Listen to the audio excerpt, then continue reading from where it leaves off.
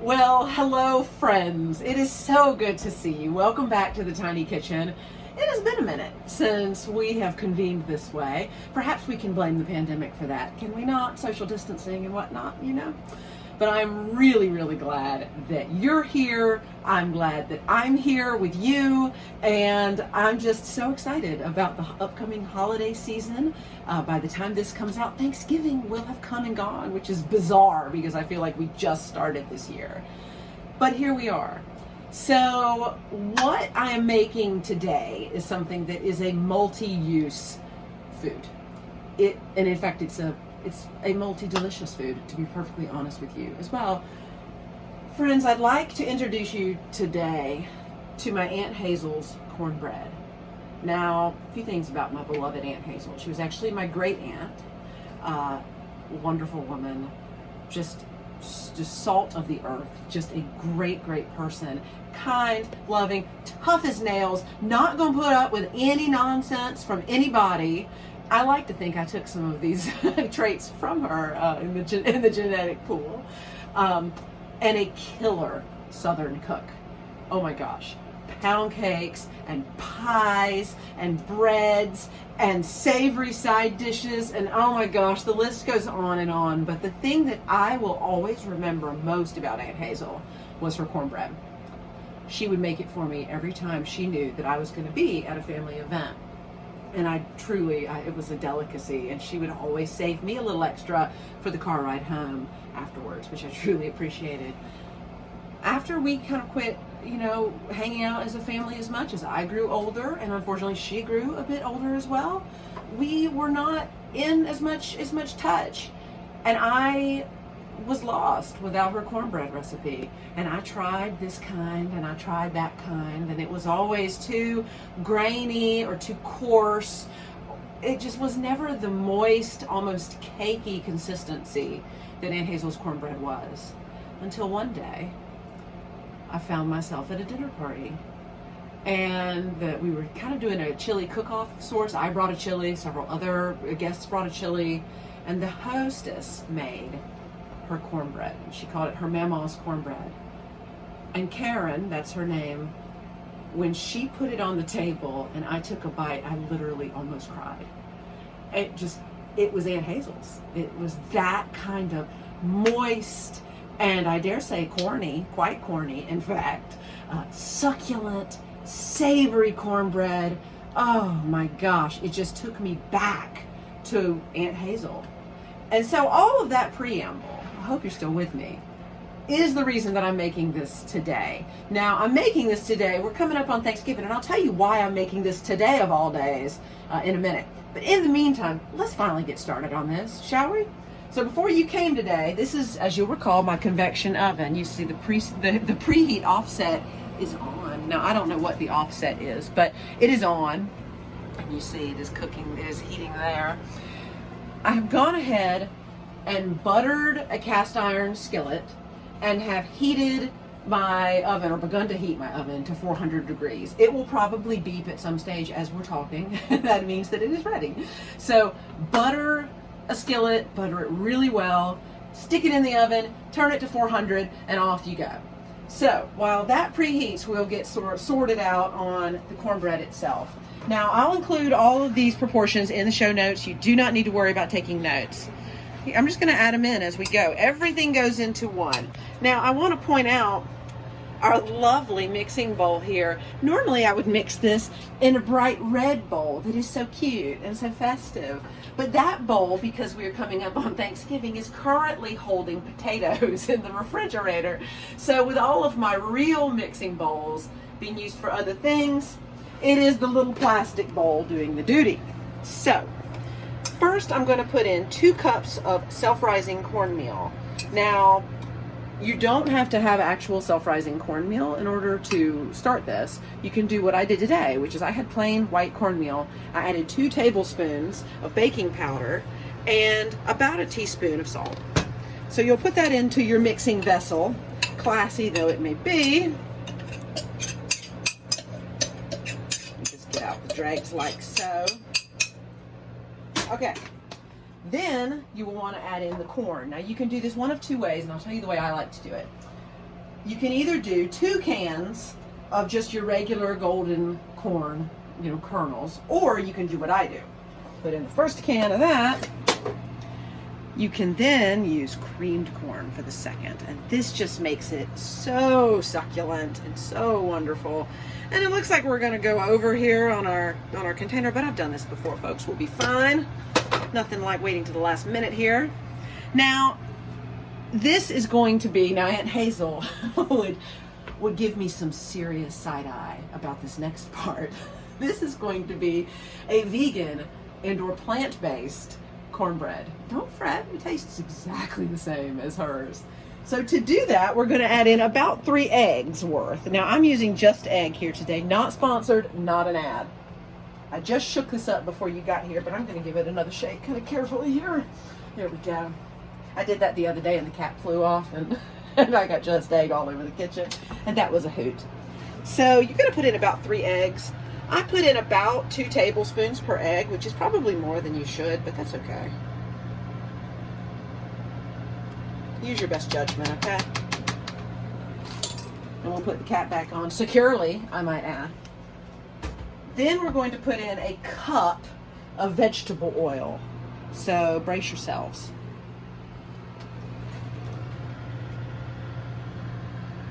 And I'm just going to stick that right in here. We'll do the dishes in a little while. We'll make Lily do the dishes in a little while. And then finally, and this is truly finally, we add a container of sour cream. Now you'll see here, this is plant-based sour cream. This one, and again, no ad, is Simple Truth Organic. And I have to tell you, this has quickly become one of my favorite vegan sour creams to use. It's great like by itself with tacos. It's great in dips. It's great in baking. Now, yeah, you can see here, we're getting a little bit close to the edge, folks. So we're gonna have to be careful. Now, I'll just put that over there. Now, the other thing I should say is I don't usually do this prep on top of the stove. But again, this is the Wednesday before Thanksgiving, and I'm not going to ask my cameraman to pan around the rest of the kitchen because it would embarrass me. But the rest of the kitchen has either got dishes stacked up from the aforementioned potatoes and making other prep items, or we have a crock pot going for dinner tonight on one counter. It's a mess in here, guys. It's a mess. So now what we're going to do is extremely carefully begin to mix this. And this is a point, quite frankly, that I wish I had put a little pan under this because I can see that the oil wants to go onto the stovetop. So this is just going to be a hair-raising opportunity for all of us. Now, while I mix this, let me just say, the reason that I'm doing this, and you'll excuse me that I'm not looking at you quite as much, I'm terrified about this oil going all over the stovetop. One of the reason that I'm making this today is not just so that we can munch on cornbread tonight. Oh no. It, friends, is so we can have cornbread dressing tomorrow. Now, there's a bit of a debate, of course, on stuffing versus dressing. Now, for vegetarian, it's obvious.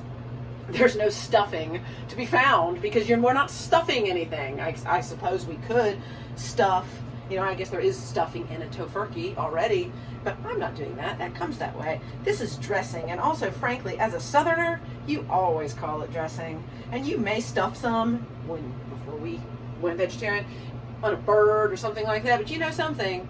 Dressing from the pan, that's far superior. Even back when I ate meat, that was far superior.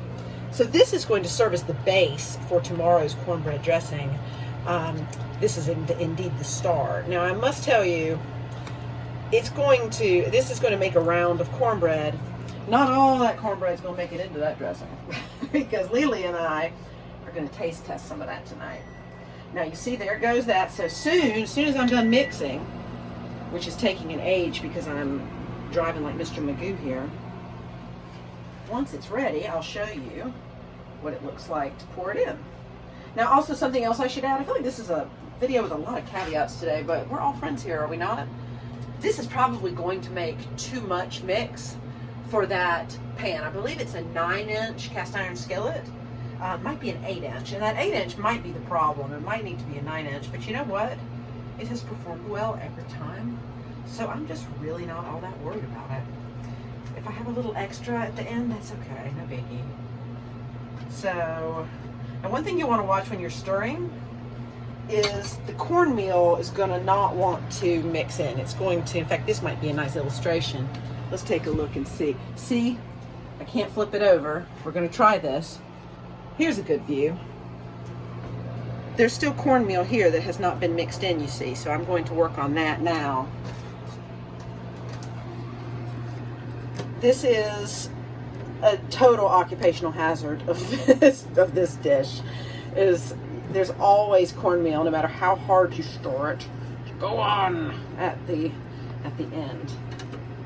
So, yeah, I mean, as you can see, this is a totally simple meal to put together, with the exception of the just egg. It's all stuff you've probably got anyway. And frankly, if you're plant-based or vegetarian, you probably have just egg as well. Again, not an ad, but call me, just egg, call me. So I think we are good. You don't need to make it, you know, it's cornmeal, so it's not gonna be especially lumpy. You don't need to make it smooth as silk. It's gonna sort itself out, but really you just wanna make sure that everything has mingled in. And now you see that's gone from there. That cornmeal is no longer there. It has now been mixed in. I see one little more spot that I'll get, and then I'll grab my oven mitt and we'll get to work on this thing. Okay. Excuse me, pardon me. Okay, so what I'm gonna do is turn off the preheat, grab my oven mitts. Now, one thing I have done in here, and I'm not going to touch it, is I've put, this will sometimes tend to bubble over, so I have put just a pizza pan underneath the cast iron. It will save you a lot in cleanup later. Now you see the cast iron skillet has a nice sheen from the butter, and it smells buttery in here right now. So we're going to do the old professional tuck the mitts under our arm routine and pour it in. Oh yeah, listen to that sizzle. I love it. Listen to that. Now see, it's going to be close, guys. It's going to be close. You know what? I'm calling it at that because I know it's going to boil over a little bit there. So, I mean, I want you to look at that for a minute. Like, I just want you to look at that. Look at that little cute little piece of corn there. He's going to get eaten right away as soon as this thing's done. So what will happen is, uh-oh, I'm dripping. Oh no, so much for that. I'll deal with that in a minute. What will happen is this will rise and brown over the next 40 or so minutes. And it just becomes this wonderfully cakey, bready cornbread that is so freaking good. So now I will wrestle it, and it has become a great deal heavier. Oh, God. And we'll try not to burn ourselves on the pan. And look at that. See, it's always a harrowing experience in the tiny kitchen. Would you like to see before I close it up? Then, because this is a convection oven, this is a tiny kitchen, yo. We're going to turn it up to 40 minutes at 400 degrees. And that is that, my loves. So I will see you in 40 minutes. Go pour yourself some wine, kick back, relax. I'll join you in the living room shortly. See you in a minute. Okay, now it's time for the moment of truth. Now, while you were away, I ran this 400 degrees for 40 minutes. Then I pulled it out. I stuck a knife in the middle, and it was still just a little bit too soupy still in the middle. It wasn't quite that soupy, but it was not firm enough for my taste. What you want is a clean knife or a clean toothpick to come out from the middle. So I put it back in for another 10 minutes, kind of flipped the pan around a couple of times, and now we are ready. So 50 minutes on at 400, though if I were you, I would start at 40 minutes at 400 and then test it, because once it starts to brown, it really starts to brown. All right, moment of truth. Here we go. Now, I'm not going to bring out the pan with it, but you see how it is it did drip over a little bit, so I'm glad that I kept the pan there just in case. Oh God, this is heavy. Oh God, this is heavy. And I've knocked that askance, but we'll deal with that in a moment. Let's just do this. Look at that. Now this, friends, is a cornbread. I mean, it has got, I'm going to set it down now because it is so heavy. It has got everything you could want in a cornbread, to be honest with you. It's got the golden sheen on top. It's bubbled over. It's risen. I like that it's had a little trench in it. It really is just absolutely, if I do say so myself, perfect. So now the matter is to not touch it, to not cut directly into it and grab a big hunk out while it's still piping hot, because that is a no-no. It will fall apart if you do that right away. We're gonna let this cool. Then I think later today, Lily and I might take a little taste test just to be sure it's good. And then tomorrow we'll take the rest, crumble it up, stick it in a 9 by 12-ish pan, and go to town. That dressing is going to be amazing. So that's really all there is to it. Cornbread in a hurry without a lot of muss and fuss, and boy, I think it would make Aunt Hazel so proud. Certainly makes me happy to have that connection with her, and I hope you guys do as well. So when you make this, leave a note in the comments below and let me know how it worked out. Let me know what questions you had or what new revelations you've had. Talk to me about your great aunt. I'd love to hear all about her. I hope you guys have a wonderful holiday season, and I will see you right back here again really soon. Bye for now.